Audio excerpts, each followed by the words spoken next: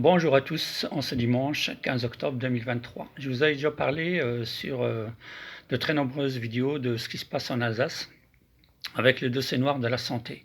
Donc mort et maltraitance à l'hôpital, l'affaire Maxime, burn-out en maison de retraite, prime aux médecins, mafia des médicaments, patients volés, obésité chez les pauvres, carte vitale, carte bleue. Voilà, ça fait des années, ça fait 16 ans exactement que je dénonce tout ce qui se passe. Et j'ai dû fuir après plusieurs tentatives de meurtre, je dis bien tentatives de meurtre, et un internement abusif avec une arrestation totalement illégale par la police devant ma propre porte pour être interné en psychiatrie. Hors la loi, totalement hors la loi. Donc ce que je dénonce, il fut aussi dénoncé par Madame Adeline Hazan, contrôleur général des lieux de privation de liberté. Voilà. Voilà, je vous laisse ici. En 2018, voilà. Le rapport adressé faisant et constat de plusieurs dysfonctionnements procéder à des recommandations particulières auprès du directeur de l'hôpital. Sera ensuite adressé à l'administration de la solidarité de la santé, publié sur le site internet Constitution du gouvernement. Voilà, vous pourrez en prendre connaissance. Voilà, elle dénonce aussi ce qui se passe criminellement via les internements abusifs. Voilà, des soins psychiatriques sans consentement. Voilà, le centre hospitalier a fait l'objet d'une visite en septembre 2016. Imaginez-vous, nous sommes en 2023. Ça fait 7 ans, rien n'a été fait, aucune enquête, aucune, alors que Madame Adeline Hazan, qui était contrôleur général de l'Privatisation, avait déjà dénoncé ce que j'ai dénoncé depuis 2007. Mais c'est incroyable, on se demande si nous sommes vraiment dans une démocratie en France. Chose qui est aussi dénoncée par le neurologue strasbourgeois Christian Maresco, qui dénonce un protocole non scientifique. Voilà, lanceur d'alerte. Je remercie énormément, infiniment, M. Christian Maresco en tant que lanceur d'alerte sur ce qui se passe à Strasbourg via les essais cliniques sur des patients. Ensuite, je vous avais parlé, mon site web que je vais vous montrer à nouveau, donc c'est www.survivantpsychiatre.info. Donc je reste un bout de temps. Monsieur Lionel Aubert qui a dû fuir en Turquie, www.lionelaubert.info.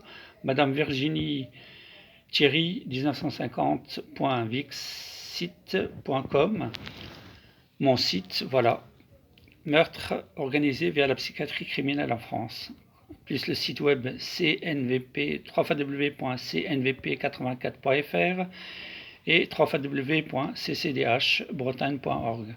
Donc tout ce que je dénonce existe réellement en France, c'est le crime, ce qu'on appelle le crime silencieux en France, via la psychiatrie. Là, personne n'est là. Donc, que je voulais vous parler aussi de ce qui se passe ces derniers jours, les attentats que je condamne fermement en Israël contre des innocents, mais M.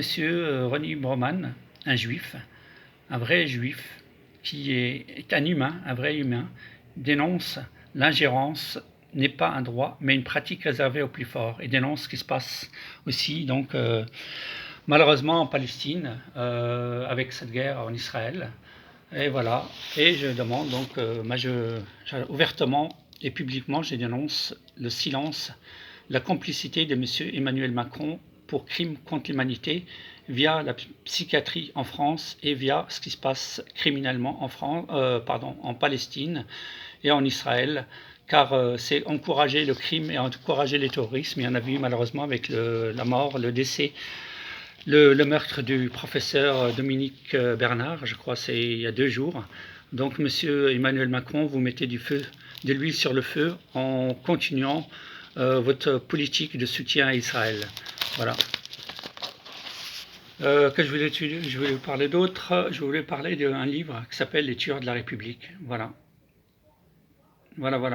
Est-ce que les criminels qui sont impliqués contre moi, Marx, Isabelle, Lair, Daniel, Mine David, qui a essayé de me piquer comme un chien le 19 octobre 2007 devant ma propre porte à Strasbourg, sont-ils des tueurs de la République? J'attends la réponse de l'État français.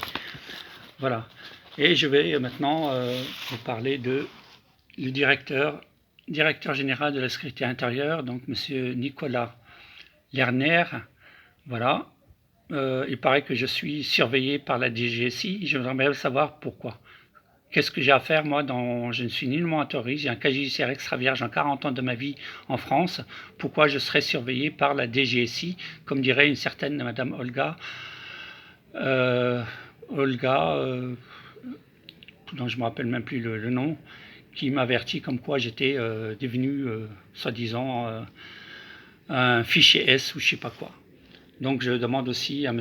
Bernard Hémier, directeur général de la sécurité extérieure, de me contacter et de me faire savoir qu'est-ce que vous avez à me reprocher. Qu'est-ce que vous avez à me reprocher alors que ça fait 16 ans que je n'habite plus en France. Je vous attends et j'attends des explications de la part de cette police qui fait régner la loi. Donc la loi, si elle doit être respectée, il faudrait peut-être s'attaquer à ces criminels qui ont essayé de me tuer, je dis bien, Marx Isabelle, Lair Daniel et Mine David en 2007 à Strasbourg. Pourquoi ces individus, pourquoi ces assassins sont-ils en liberté? Pourquoi aucune enquête judiciaire contre ces gens-là? Je voulais vous parler aussi de Madame Virginie Thierry, Lydia Tranquandi, qui fut internée en psychiatrie à l'hôpital d'Erstein, où ma propre fille fut internée par vengeance contre moi. Donc voilà, c'est incroyable ce qui se passe en France via la psychiatrie. Sommes-nous bien dans une démocratie ou dans une dictature? J'assume pleinement mes propos. Donc je voulais vous parler du livre que vient d'écrire Madame Virginie Thierry. Donc Virginie est née à Menton en 1950, ce voyage autour du monde, ses emplois divers variés, ses aventures, rencontres insolites, c'est-à-dire ça peut construire une belle vie, pleine d'amour, de bonheur et de bienveillance. Voilà, ce sont les piliers qui s'aident à ne pas tomber dans à la fois l'obscurité. Lorsqu'on milite, elle subit un premier internement forcé en hôpital psychiatrique à Esquirol, à Limoges. En France, 2019, elle fut à nouveau internée contre son gré.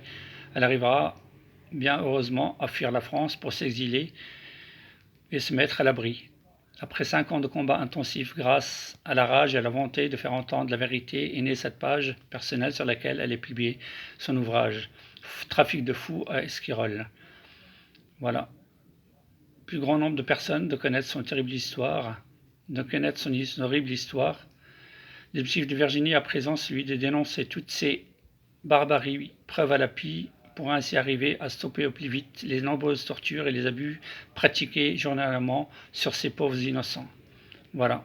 Survivre est difficile, mais pourtant Virginie a survécu à l'enfer psychiatrique des hôpitaux psychiatriques en France. Voilà, messieurs, dames, voilà ce qui se passe criminellement en France et je continuerai à dénoncer ça jusqu'à ce que nous, les victimes, puissions obtenir réponse et justice par l'État français. Je vous remercie de partager au maximum mes différentes vidéos. À très bientôt. Au revoir.